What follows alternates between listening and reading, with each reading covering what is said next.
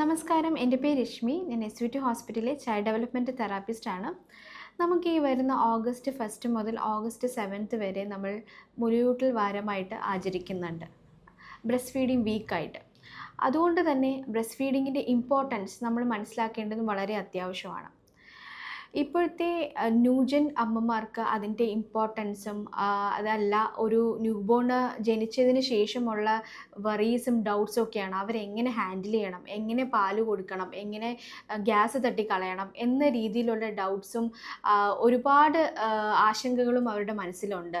മാത്രമല്ല, വീട്ടിൽ ചെന്ന് കഴിയുമ്പോഴുള്ള ഇപ്പോൾ നമുക്ക് കെയർ ടേക്കേഴ്സ് ആവട്ടെ അല്ലെങ്കിൽ വീട്ടിലുള്ള റിലേറ്റീവ്സ് ആവട്ടെ പല രീതിയിലുള്ള ഇൻഫർമേഷൻസ് അല്ലെങ്കിൽ പല രീതിയിലുള്ള അഭിപ്രായങ്ങളായിരിക്കും ഇവർക്ക് കൊടുക്കുന്നതും. അപ്പോൾ ഓട്ടോമാറ്റിക്കലി നമ്മുടെ അമ്മമാർക്ക് ഭയങ്കര അധികം ടെൻഷനും സ്ട്രെസ്സും ഒക്കെ ആയിരിക്കും അതുകൊണ്ട് സംഭവിക്കുന്നതും.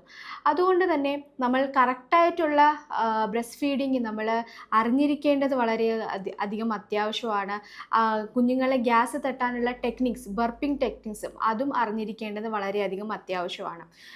ആദ്യം തന്നെ മനസ്സിലാക്കേണ്ടത് ബ്രസ്റ്റ് ഫീഡിങ് കൊണ്ടുള്ള ഇമ്പോർട്ടൻസ് എന്തൊക്കെയാണ്, അമ്മയ്ക്കും കുഞ്ഞിനും എന്തൊക്കെ ഗുണങ്ങളാണ് ഉണ്ടാവുന്നത് എന്ന് നമ്മൾ മനസ്സിലാക്കിയെടുക്കുക. ഇപ്പോഴത്തെ ട്രെൻഡ് എന്ന് പറയുന്നത് കുഞ്ഞൊരു 2-3 മിനിറ്റ് ഒന്ന് കരഞ്ഞ് കഴിയുമ്പോൾ തന്നെ നമ്മുടെ ഗ്രാൻഡ് പാരൻസ് അല്ലെങ്കിൽ കെയർ ടേക്കേഴ്സോ കൂടെ നിൽക്കുന്നവർ ആരോ ആയിക്കോട്ടെ, അവർ ഉടനെ പറയൂ കുഞ്ഞിനെ കരയിപ്പിക്കല്ലേ, നമുക്ക് പൊടിപ്പാൽ കൊടുക്കാം എന്നുള്ളൊരു ഓപ്ഷനിലേക്കായിരിക്കും ഈ പോകുന്നത്. പക്ഷേ ഈ ഫോർമുല ഫീഡ് അത് എത്രത്തോളം കുഞ്ഞിന് ദോഷമാണ്, കൊടുക്കണ്ട എന്നുള്ളൊരു ഓപ്ഷൻ ഞാൻ പറയുന്നില്ല. അതിലും കണ്ടീഷൻസ് ഉണ്ട്. അമ്മയ്ക്ക് എന്തെങ്കിലും ബ്രസ്റ്റ് ഫീഡ് ചെയ്യാൻ പറ്റാണ്ടിരിക്കുന്ന അവസ്ഥ, അല്ലെങ്കിൽ കുഞ്ഞിന് സക്കിങ്ങോ സ്വോളോയിങ്ങോ ചെയ്യാൻ പറ്റാത്ത അവസ്ഥ, മെഡിക്കൽ കണ്ടീഷൻസ് അമ്മയ്ക്ക് എന്തെങ്കിലും പ്രോബ്ലംസ് ഉണ്ടെങ്കിൽ മാത്രം നമ്മൾ ഫോർമുല ഫീഡ് നമ്മൾ പറയുന്നതാണ്. അതും നമ്മുടെ സ്വന്തം ഇഷ്ടപ്രകാരമല്ല, നമ്മുടെ ഡോക്ടേഴ്സ്, പീഡിയാട്രീഷ്യൻ അല്ലെങ്കിൽ നിനറ്റോളജിസ്റ്റിനോട് ചോദിക്കുക.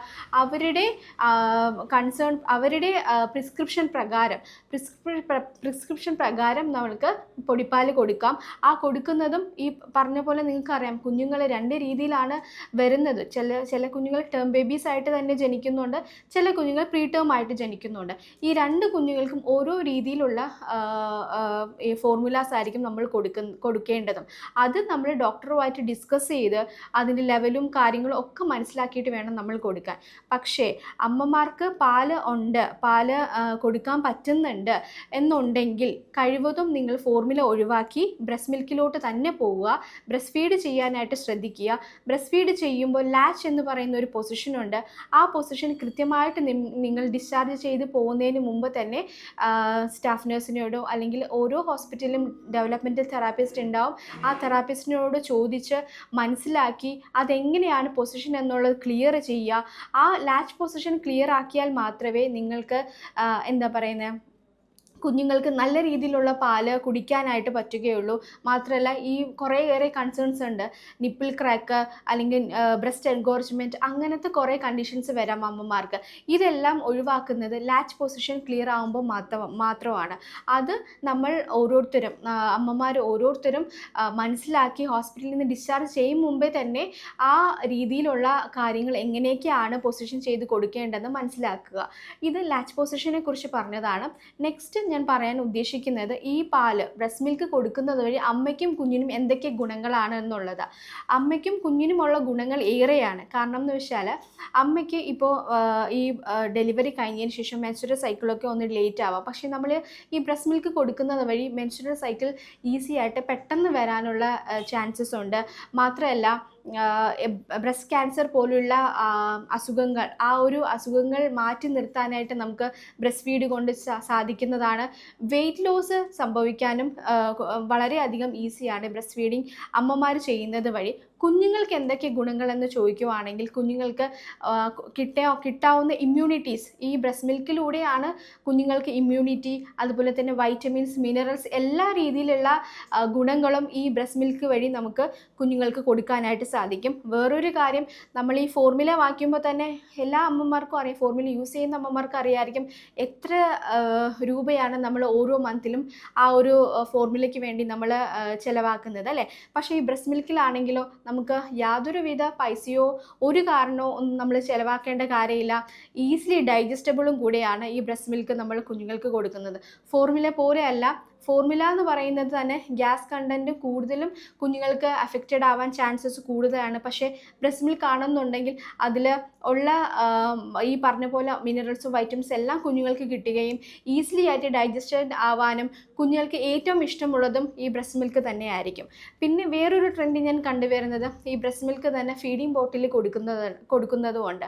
പക്ഷേ അതും ഞാൻ പറയുന്നത് എന്തെങ്കിലും കണ്ടീഷൻ കൊണ്ടിട്ടാണ്. ഇപ്പോൾ ലോ ബർത്ത് വെയ്റ്റ് ബേബീസാണ്, വെയിറ്റ് കുറഞ്ഞ കുഞ്ഞുങ്ങളാണ്, അല്ലെങ്കിൽ ട്വിന്നാണ്, അങ്ങനെയൊക്കെ ആണെന്നുണ്ടെങ്കിൽ നമ്മൾ ചില കണ്ടീഷൻസിൽ നമ്മൾ ഫീഡിങ് ബോട്ടിൽ പറയും. പക്ഷേ എന്നിരുന്നാലും ഡയറക്റ്റ് കുഞ്ഞുങ്ങൾ അമ്മയുടെ ബ്രസ്റ്റിൽ നിന്ന് കുടിക്കുന്നതാണ് കുഞ്ഞിനും അമ്മയ്ക്കും ഏറ്റവും നല്ലത്. മാത്രമല്ല കുഞ്ഞ് നന്നായിട്ട് വലിച്ചു കുടിച്ചാൽ മാത്രമേ അമ്മയ്ക്കും പാലൂറി വരികയുള്ളൂ.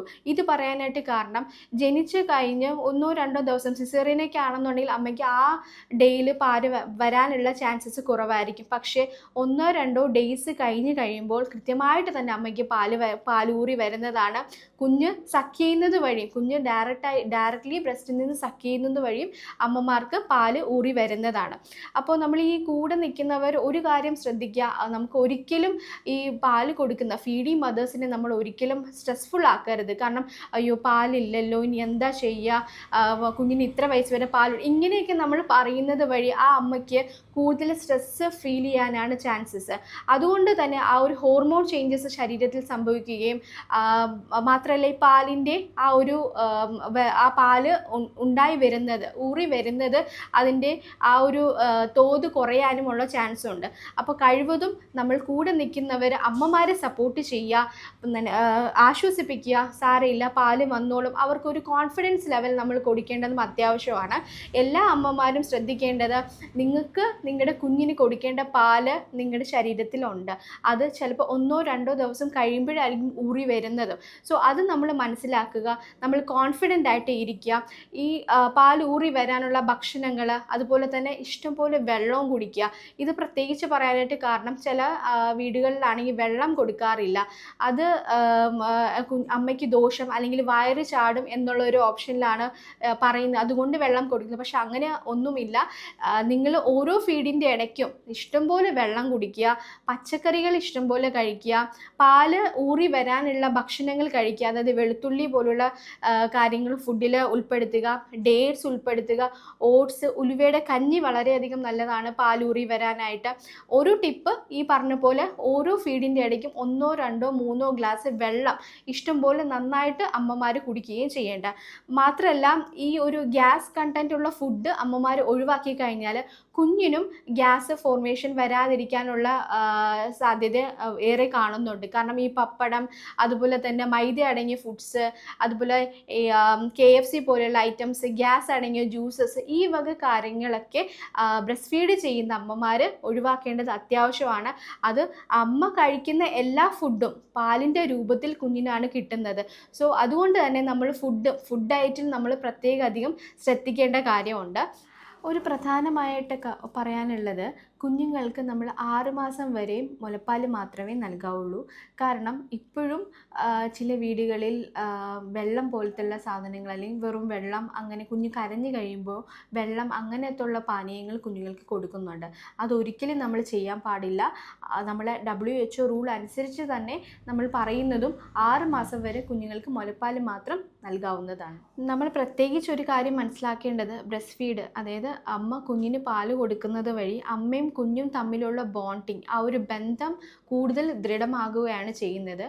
കാരണം ആ ഒരു പാല് കൊടുക്കുന്ന സമയത്ത് തന്നെ അമ്മയും കുഞ്ഞുമായിട്ടുള്ള കമ്മ്യൂണിക്കേഷൻ, മാത്രമല്ല ആ പാല് കുടിക്കുമ്പോഴുള്ള അമ്മയുടെ ആ സ്മെല്ല്, അമ്മയുടെ ആ ടച്ച്, അതുപോലെ തന്നെ അമ്മ ലാളിക്കുന്നത്, ഇതെല്ലാം കുഞ്ഞിൻ്റെ ബ്രെയിൻ ഗ്രോത്ത് ഡെവലപ്മെൻറ്റിനും എല്ലാം നമ്മൾ ഈ ബ്രസ്റ്റ് ഫീഡ് ചെയ്യുന്നത് വഴി കുഞ്ഞുങ്ങൾക്ക് കിട്ടുന്നതാണ്. അതുകൊണ്ട് തന്നെ ഞാൻ ഈ പറഞ്ഞത് വളരെ കുറച്ച് കാര്യങ്ങളാണ്. ബ്രസ്റ്റ് ഫീഡിങ്ങിനെ കുറിച്ച് എങ്ങനെയൊക്കെയാണെന്നുള്ളത് കുറച്ച് കാര്യങ്ങളാണ് പറഞ്ഞിട്ടുള്ളത്. ഇത് വെച്ചിട്ട് തന്നെ നിങ്ങൾക്ക് വളരെയധികം കുറേ ഡൗട്ട്സുകളും, അല്ലെങ്കിൽ ഇതുപോലെ തന്നെ കുറേ കാര്യങ്ങൾ നിങ്ങൾക്ക് ഡൗട്ടായിരിക്കും. നിങ്ങളുടെ മനസ്സിൽ നിങ്ങൾക്ക് കുറേ ചോദ്യങ്ങൾ കാണും. അത് നിങ്ങൾ മനസ്സിൽ തന്നെ വെക്കാണ്ട് നിങ്ങളുടെ പീഡിയാട്രിഷ്യൻ, നിയോനറ്റോളജിസ്റ്റോ അതല്ല ഒരു ചൈൽഡ് തെറാപ്പിസ്റ്റിൻ്റെ അടുത്തോ നിങ്ങൾ ചോദിച്ച് മനസ്സിലാക്കുക. കൃത്യമായിട്ടുള്ള കറക്റ്റായിട്ടുള്ള ഇൻഫർമേഷൻസ് നിങ്ങൾക്ക് അവർ തരുന്ന വരുന്നതായിരിക്കും. ആ രീതിയിൽ നിങ്ങൾ മുന്നോട്ട് പോവുക.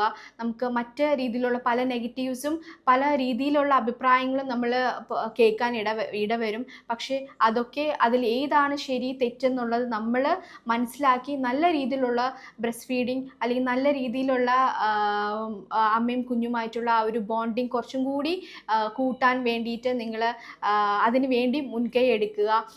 ഇത്രയും പറഞ്ഞ കാര്യങ്ങൾ നിങ്ങൾക്ക് മനസ്സിലായി കാണും എന്ന് ഞാൻ വിശ്വസിക്കുന്നു. Thank you.